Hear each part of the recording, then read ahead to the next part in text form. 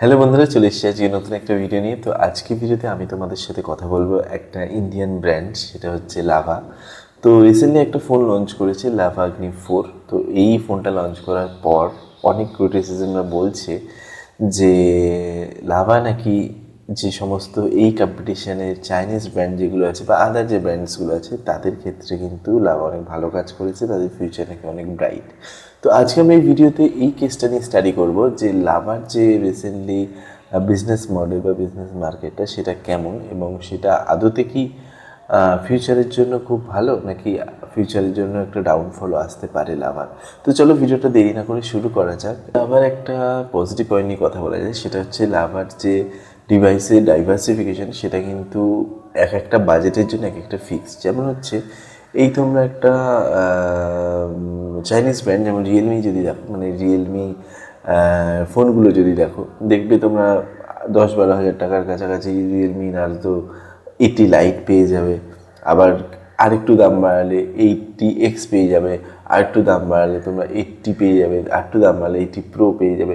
তো এরকম কি হয় যে প্রত্যেকটা যে প্রাইস সেগমেন্টে না, প্রত্যেকটা প্রাইস সেগমেন্টে এখানে কি হয় বিভিন্ন রকম অপশান চলে আসে। আবার ওদেরই ব্র্যান্ড, মানে হচ্ছে বিবিকে ইলেকট্রনিক্সেরই এইসব ব্র্যান্ড, তো ওদেরই ব্র্যান্ড। আবার উপর দিক থেকে তোমরা দেখতে পাবে K13 রয়েছে 16,000 টাকার কাছাকাছি, K13X রয়েছে তোমার 11 থেকে 12 হাজার টাকার কাছাকাছি।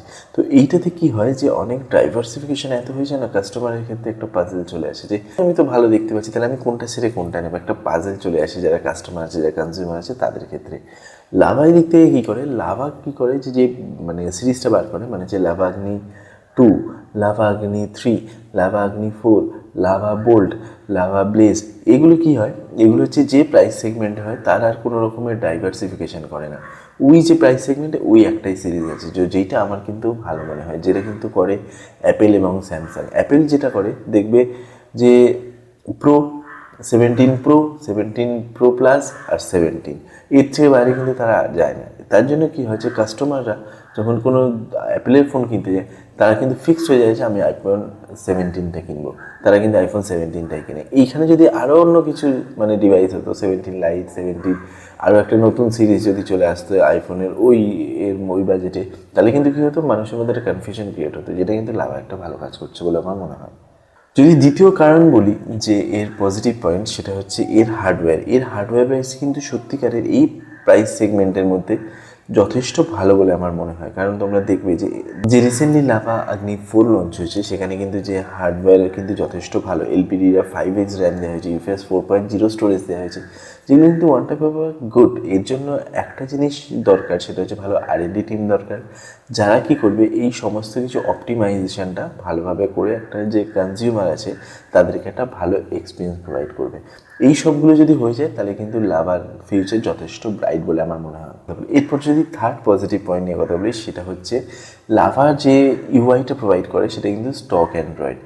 এইখানে আমার একটা ক্যাচ আছে, লাভার যে স্টক অ্যান্ড্রয়েডটা প্রোভাইড করে না, এটা কিন্তু এই বাজেট সেগমেন্টে অন্য যে সমস্ত চাইনিজ ব্র্যান্ড যা আছে তারা কিন্তু স্টক অ্যান্ড্রয়েড প্রোভাইড করে না, তারা কিন্তু কাস্টম ইউআই প্রোভাইড করে।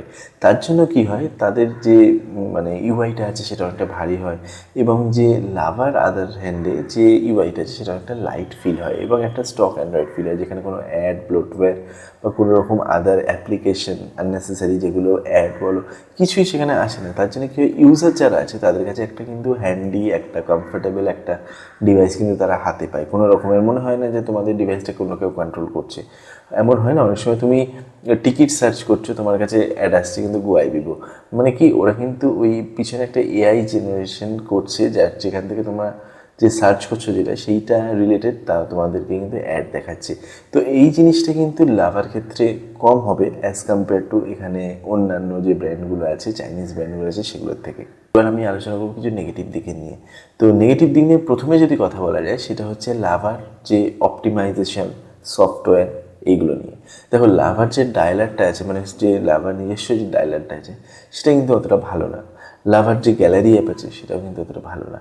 তো এই জিনিসগুলোকে যদি লাভা আরও আপগ্রেড করে, যদি একটা R&D টিম বসায় এইগুলো নিয়ে, যে তোমরা হচ্ছে ইউআইটা ডিজাইন করো। মানে স্টক অ্যান্ড্রয়েড হলেও তোমরা কিন্তু ইউআইটা তো নিজস্ব, মানে কিছু কিছু অ্যাপ আছে সেগুলো তো তোমরা নিজস্ব দিতে পারো, যেগুলো যেমন মোটোরোলা যেগুলো করে, গুগল ফটোস দেয়, মোটোরোলার যেমন গুগল তোমার দেয়, কী বলে, গুগল ডায়লার দেয়।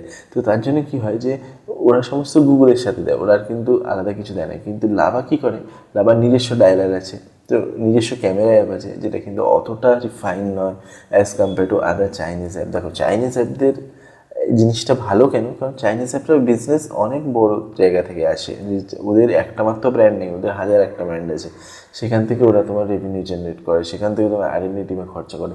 তো সেই দিক থেকে দেখতে গেলে লাভার কিন্তু একটুখানি প্রথমে প্রবলেম হতে পারে সফটওয়্যারের দিক থেকে, অপটিমাইজেশনের দিক থেকে, বাট আমি বলবো লাভা যদি এরকমভাবে কাজ করে হতে পারে কিন্তু তাদের একটা ভালো ফিউচার আসতে চলেছে। এবং যদি তারা সফটওয়্যার অপটিমাইজেশনের দিকে একটুখানি নজর দেয়, তাহলে তারা বুঝতে পারবে যে তাদের কিন্তু গ্রাহকরা তাদের ফোন পছন্দ করছে।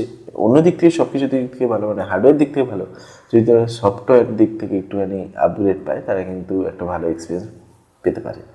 আরেকটা জিনিস যেটা নেগেটিভ বলে আমার মনে হয়েছে, সেটা হচ্ছে দেখো লাভার কিন্তু খুব একটা বেশি বাজেট সেগমেন্টে খুব একটা বেশি ডিভাইস নেই। আমার মনে হয় যে প্রত্যেকটা বাজেট সেগমেন্টে, মানে 10,000 টাকার কাছাকাছি, 12,000 টাকার কাছাকাছি, 15,000 টাকার কাছাকাছি, 18,000 টাকার কাছাকাছি, 20,000 টাকার কাছাকাছি, 22,000 টাকার কাছাকাছি, তো এইরকম মানে যে প্রাইস ব্র্যাকেটগুলো আছে, এই প্রাইস ব্র্যাকেটগুলোর মধ্যে যে লাভার প্রত্যেকটা ফোন কিন্তু এখানে এক একটা করে থাকা দরকার, যেটা তার কম্পিটিটারকে একটা ভালো কম্পিটিশান দেবে, যেটা কিন্তু লাভা করছে না। তো ফ্রিকোয়েন্সি অফ ফোনস নিয়ে আমার কিন্তু একটু ডাউট আছে, যে লাভাকে কিন্তু যদি মার্কেটে নামতে হয় শুধু একটা ফোন দিয়ে কিন্তু সমস্ত কম্পিটিশানকে বিট করা যাবে না, কারণ যাদের বাজেট 12,000 টাকা হয় তারা কিন্তু ওই 20-22,000 টাকার তোমার লাভা অগ্নি 4K কখনো এক্সপিরিয়েন্স করতে পারবে না।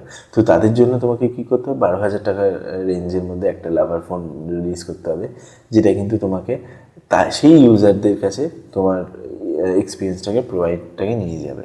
আরেকটা জিনিস সেটা হচ্ছে লাভার সফটওয়্যার আপডেট। এইটাও কিন্তু খুব একটা ভালো না, এটাও একটা one type of negative point বলে আমার মনে হয়। কারণ হয়তো অনেকে জানো না যে লাভা এই যে ফোনটা লঞ্চ করেছে, এটা কিন্তু অ্যান্ড্রয়েড 15-এ। এখন অনেকেই হয়তো জানো, যদি এখানে 3 সালের একটা সফটওয়্যার আপডেট দেওয়া হয়েছে, বাট কেউ শিওর নয় এই সফটওয়্যার আপডেটগুলো কবে আসবে, কখন আসবে, কেমন সেখানে বাগ থাকবে কিনা। তো এই যে সফটওয়্যার এবিলিটিটা না, এটা খুবই আনস্টেবল বলে আমার মনে হয়। এবং আরেকটা জিনিস যেটা মনে হয় যে এই যে নতুন ফোনটা লাভা লঞ্চ করলো, এটা কিন্তু অ্যান্ড্রয়েড 16-এ লঞ্চ করতে পারতো, এবং তারপরে যদি 3 সাল দিত তাহলে কিন্তু সেখানে হয়তো 17, 18, 19। কিন্তু যেহেতু এখানে একটা 15-এ লঞ্চ করেছে, তাহলে এখানে পাওয়া যাবে 16, 17, 18। তো এই দিক থেকে আমার একটা মনে হয় যে এত দিন বাদে, মানে হচ্ছে ওয়ান টাইপ অফ 2025-এ একদম শেষ মুহূর্তে এসে একটা ফোন লঞ্চ হচ্ছে, সেখানে কিন্তু অ্যান্ড্রয়েড 16 মাস্ট, এবং অ্যান্ড্রয়েড 15-এর আর জায়গা নেই। কারণ আর তুমি 1-2 মাসের মধ্যে অ্যান্ড্রয়েড 16 পেয়ে যাবে, তাহলে অ্যান্ড্রয়েড 16 যখন পেয়ে যাবে, তাহলে তুমি যখন ফোনটা লঞ্চ করছো অ্যান্ড্রয়েড 16 দিয়ে লঞ্চ করো। তাতে কী হবে যে তোমরা যে বাগ আছে যাই হোক, তোমরা সেটাকে যখন R&D টিমে যখন তোমরা সেটাকে নিয়ে পরীক্ষা নিয়ে খাবে, তখন সেই বাগগুলো ধরতে পেরে যাবে, তাহলে তোমরা নতুন সফটওয়্যার আপডেটে কোনো রকম বাগ আসবে না। তো এই ছিল আজ ভিডিও বন্ধুরা। যদি তোমাদের ভিডিওটা ভালো লেগে থাকে তো ভিডিওর লাইক শেয়ার করে দিও, এবং নিচে কমেন্ট সেকশনে জানিও তোমরা যদি কোনো রকম লাভার ফোন ইউজ করো, তাহলে সেই লাভার ফোনটা তোমাদেরকে কেমন ব্যাকআপ দিচ্ছে। আর এইরকম ধরনের ভিডিও পাওয়ার জন্য আমাদের চ্যানেলটাকে সাবস্ক্রাইব করে দিও, আর দেখা হচ্ছে পরের ভিডিওতে। টাটা।